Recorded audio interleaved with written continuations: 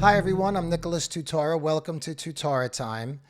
So Joe Biden is doing very important things like going after Dr. Seuss. Yes, Joe Biden has eliminated Dr. Seuss from the Read Across America program based on racist imagery.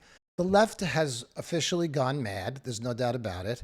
It's a madhouse! A madhouse! They are concerned over the racial overtones, the imagined racial overtones of imaginary characters in a Dr. Seuss book, while at the same time, they find no problem with drag queen story hour and teaching children that they can decide what gender they are. You see, folks, a cartoon that was written 70 years ago that has no basis in reality is much more damaging to your children than a man dressed in drag reading to your children. That in no way affects them negatively, and we know that the long-term consequences of that will only be positive. So if you're a boy sitting in a class, what do you think is more damaging to you psychologically? The fact that maybe your gender is just a made-up thing, or that Dr. Seuss has a cartoon character that somebody who's not very smart interprets to be offensive? America has become a fascist country. This may seem like a small and ridiculous example, but the truth is they're banning books. Dr. Seuss, the publisher, the people who publish the books, aren't going to publish 6 of his books anymore because of this supposed backlash over racial imagery. I mean, this is what the Nazis did. The Nazis came to power. They started banning people's free speech. They started cracking down on political opponents, and they started burning books. Book burning was a major thing in Nazi Germany. You only want the right information out there. And whether you're burning books digitally or eliminating people online, it's the same thing as throwing those books in the big bonfire, which is what Hitler did. When you look at what Joe Biden is doing, you have to really call it child abuse, because that's what it is. Not allowing children to go back to school, forcing children to wear masks, forcing children to stay separated from each other, isolated from each other. Now you're telling them they can't read Dr. Seuss. But while at the same time you're doing that, you could pump their head full of gender dysphoria. Where did these transgender kids come from all of a sudden? They weren't there for years and years. Now all of a sudden they're everywhere, and they're everywhere because the left is pushing it. The left is trying to create their own morality, which is actually immorality. In scripture, it talks about the sin of calling good evil and evil good. That's what's happening now, folks. They are calling perversion the norm, and they're calling decent behavior of normal people perverted and dangerous. There's nothing subversive or dangerous in Dr. Seuss. Perhaps the left is going to declare him their new catchphrase of domestic violent extremists, along with Mr. Potato Head and the Muppets, other characters that they find offensive. When I talk about Joe Biden and the abuse towards children, you have to look at his patterns. Look at the way Joe Biden interacts with children, touching them, kissing them, whispering in their ear, smelling their hair, stroking their hair, running his hands up and down their bodies. Here's Joe placing his hand quite high on this girl's body.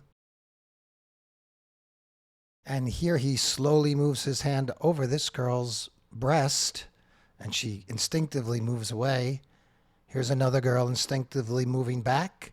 Who strokes somebody else's daughter like this, unless they want to go to the hospital? More of the same. This poor child is frozen in the headlights as he disgustingly puts his hand closer and closer to her breast area. You could see the look on her face. Here's Joe getting disgusting with another young girl. And look at the mother, aware of everything that's going on, listening carefully, then pushing Joe back and checking that the daughter's okay. What a disgusting human. I mean, this is child abuse. And when you see what he's doing to children, keeping them out of schools, banning books, isolating them, it goes hand in hand with the mind of somebody who's perverted and somebody who is anti-children. Even boys, Joe doesn't mind. I love this kid's flinch. Ugh, get off me. More rubbing of other people's children, stroking their hair. This girl's like, what? Look at him. And then look at this adult. Oh, she knows it's weird. There's no way that you can tell me that a Dr. Seuss book is dangerous to a child, but Drag Queen Story Hour is not. They are looking to disrupt the patriarchy, overthrow the patriarchy. And another way of saying that is patricide, right? They want to kill off the father role in the family. They're teaching children to rebel against their parents, to not honor their parents, to not honor their father. The state, in many cases, wants to take control of children. And in that Equality Act, they want children to be able to have gender reassignment surgery or go on hormone therapy without parent consent. They shouldn't even be allowed to do that with parents' consent. If they want to decide what you can read, what you can't read, and what your sexuality is going to be and how you're going to be educated in that area. This is book burning. This is Nazi Germany. This is fascism. Burning books that you don't like. Can you still say one fish, two fish, red fish, blue fish? I don't know.